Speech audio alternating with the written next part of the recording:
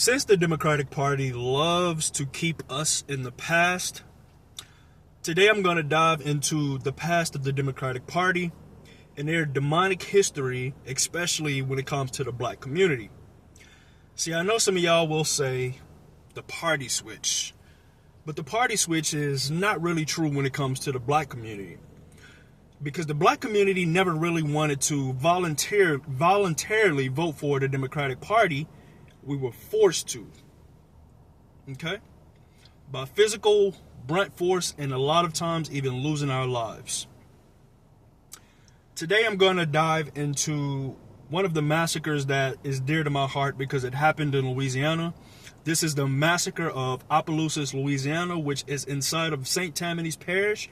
If you're not familiar with parishes is pretty much like a county in different states. Louisiana is the only state in America that has parishes. See, it was a time in this country where black Americans fully supported Republicans. And that was a time that black American communities was really thriving, especially during Reconstruction. See, they did not vote for Republicans because of identity politics. They voted for Republicans because at the time, Republicans were the party of emancipation and civil rights. So let's go to the Massacre of Opelousas. In 1868, Louisiana granted full voting rights to black men, also full civil rights to black men, all under the Republican Party. And as we know, the Democratic Party did not like that. They did not like that. They sent one of their paramilitary groups, as we know as the Triple K, or the Karens, I like to call them.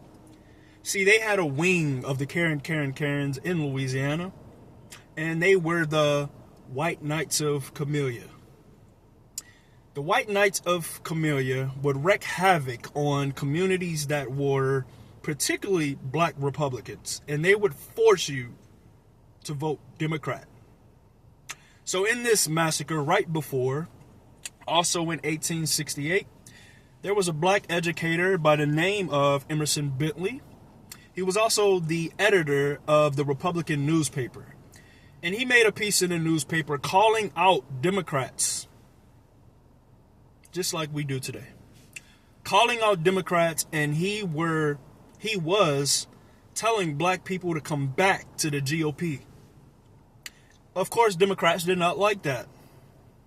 3 days after he did that, inside of his classroom, he was attacked by the White Knights of Camellia. And then right after,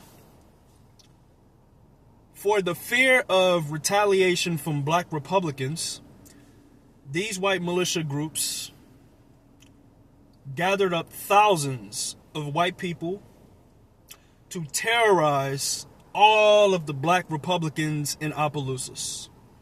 They also terrorized the white ones that stood up for black Republicans. For 2 weeks straight, they burned down houses, businesses, churches. They wounded thousands of people. And 300 black men and women lost their lives. The others had to flee away from Opelousas and never come back. But guess what? If you did want to stay in Opelousas, they gave you a deal.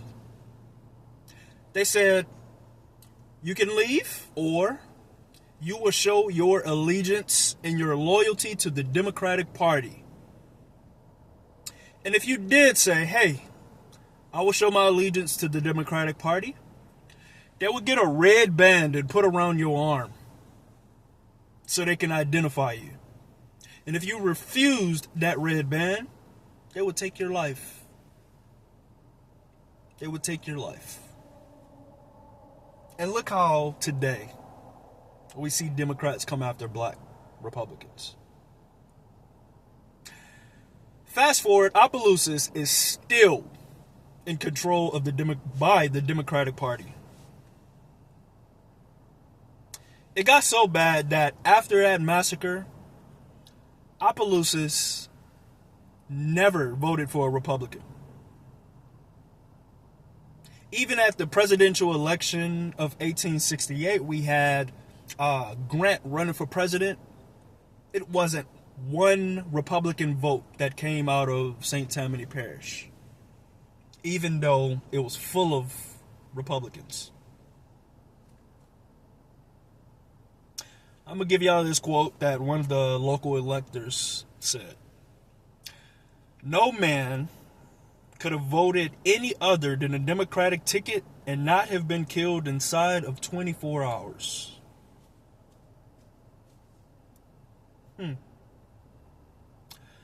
The Republican Party, mainly the Black Republican Party of Opelousas, was completely wiped out.